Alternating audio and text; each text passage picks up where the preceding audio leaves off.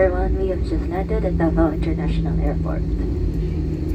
For your safety and comfort, please remain seated with your seatbelts fastened until the captain turns off the fasten seatbelt sign.